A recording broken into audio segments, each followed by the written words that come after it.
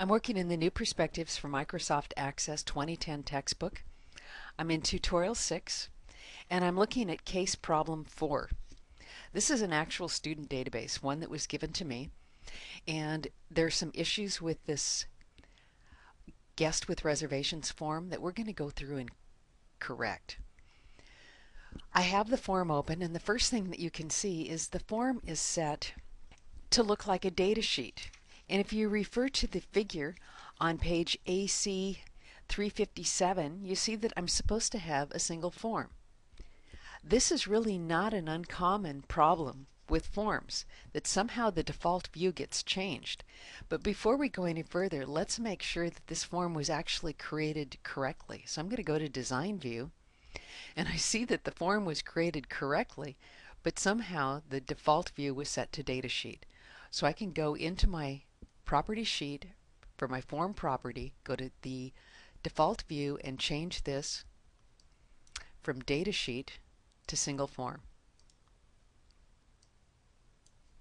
And I'll go ahead and switch to form view. That worked. And so at this point I'm going to go ahead and save that correction. Looking at this, I see that there's some other issues. We have some alignment problems. I've also told my students not to use raised special effects on a form unless that particular object is clickable. None of these are clickable, so they should not be raised special effects. We've got a header in here that shouldn't be in here. Our text boxes and labels are too wide. Total guess 21, we'll have to look at that.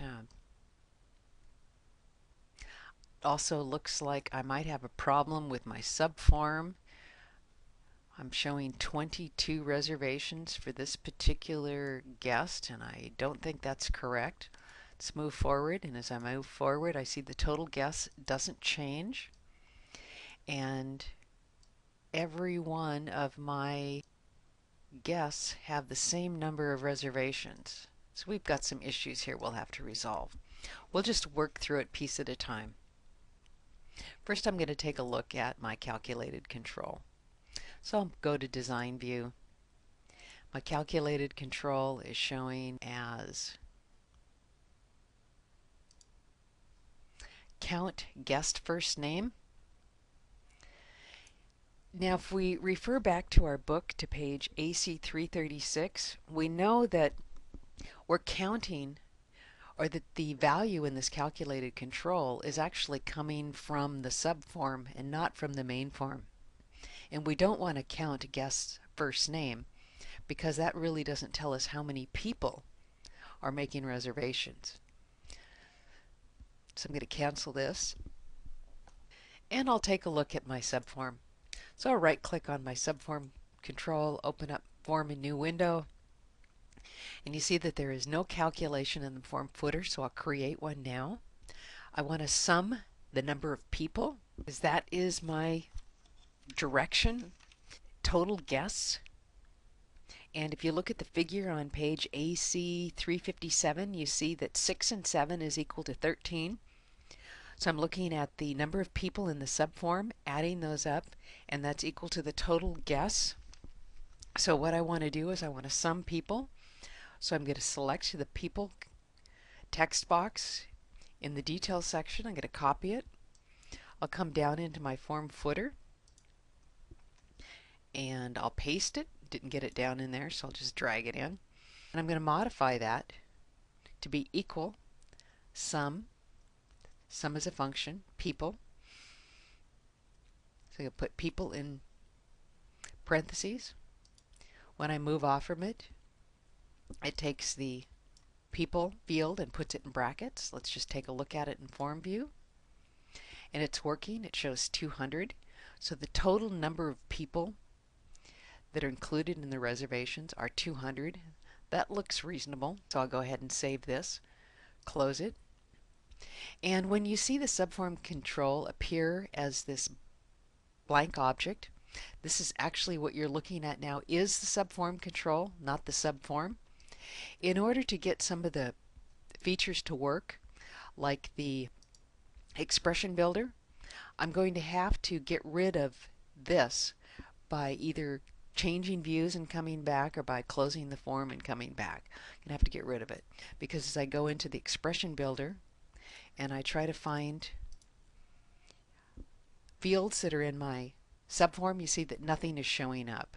So I'm going to cancel that. I'll go up and I'll save this form. I'll close it, and I'm going to reopen it in design view. And now we see that the subform is again showing. So I should be able to use the expression builder. And we click on this. I'll take this one out, and I'm going to set this equal to that new field that I just built.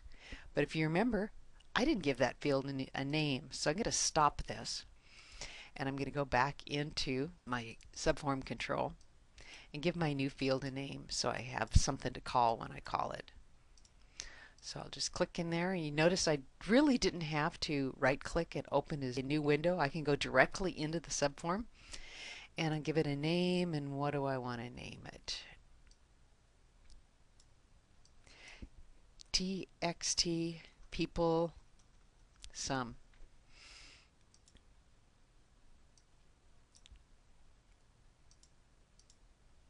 And I'll have to save this again. And now I'll go ahead and try my expression builder again.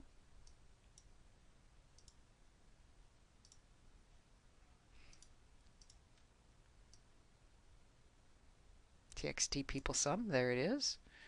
I'll double click it in. I forgot to take out the count. I'll take it out now. OK. And we'll take a look and see if it's working. Well, it's showing me 200. That doesn't look right. Showing me 200 on every one. And so here's part of the other problem. There is something wrong between the guest and the reservations tables. So what I'm going to do is I'll save this, and I'm going to go take a look in Database Tools Relationships. This is another real common error. In Tutorial 5, we remove the relationship between the reservations and the property tables. But what many students do is they remove all the relationships instead of just removing the one that they're supposed to remove. So let's put this back. Hopefully it'll work. Okay. And let's go back in and see how we're doing with our guests with reservations. And I'm still showing 200. So there's some other issues here that I'm going to have to fix. So go into Design View. I'm going to take a look at my subform. I'm going to get rid of this label while I'm here. It's not needed. I can take a look at my subform, and with my property sheet open, I'm looking at the properties for my subform subreport. And you see the master and child link property is empty. I want to show guest ID in both of these because that's how these two tables are related. Now it's telling me that I must add guest ID to my record source if I want to use this link. What this is telling me is that the guest ID is not available to this form, so I'm going to have to go make it available. So I'll cancel out of this. And I'm going to go back into my subform, or right click on it, open subform in new window, and I'm going to find the record source for my subform. It's select query. I'll click on the build button. I'm going to bring in the guest ID, and then just go ahead and close this. If it asks me to save it, I'll say yes. Now the guest ID is available. So if I just click on one of these and just look, you can see the guest ID is now available. Now I'm not going to make a change, just showing you it's available. Let's get to close that. And I've got this problem going on here again. So I might have to close. Yep. I'm going to have to save this form and close it and reopen it and give it another try. Guest ID, guest ID. It's picking it up. Okay, let's see how we're doing this time. So I'm going to move over. 7. Now you see that this reflects this. I also have one reservation. See what happens as we move forward.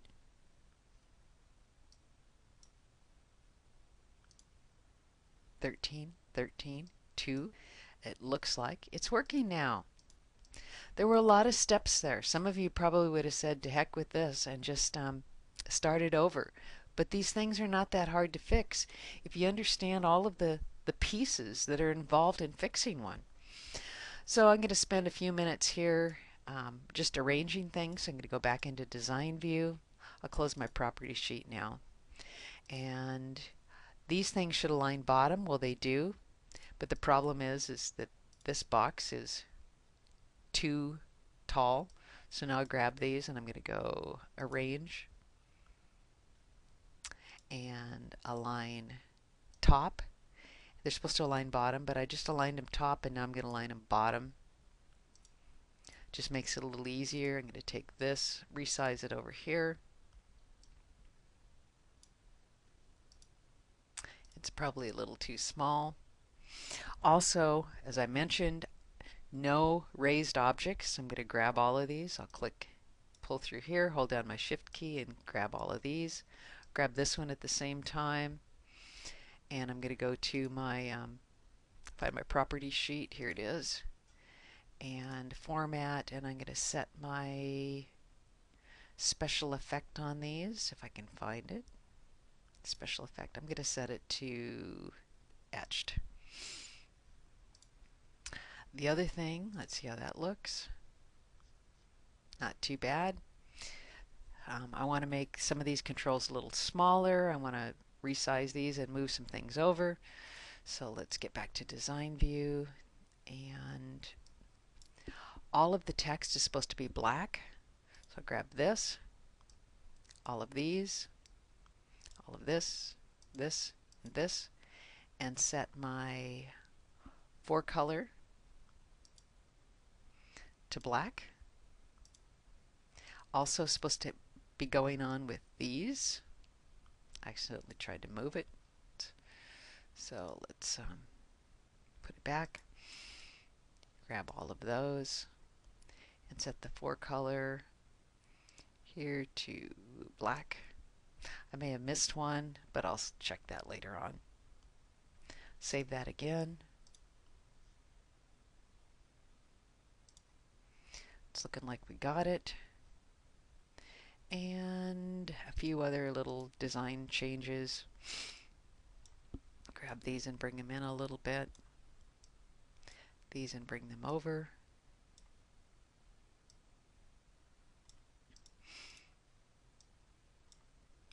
Grab these and resize them in a little bit. Grab this, kind of stick it in the middle down here, and change that border color to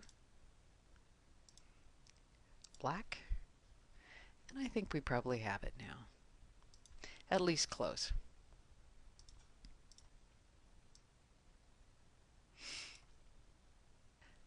Oh, we'll put a little bit more work onto this.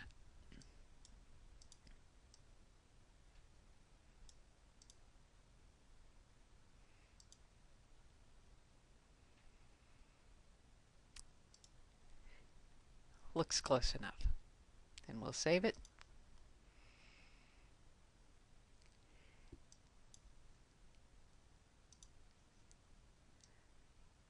And it's pretty much working now.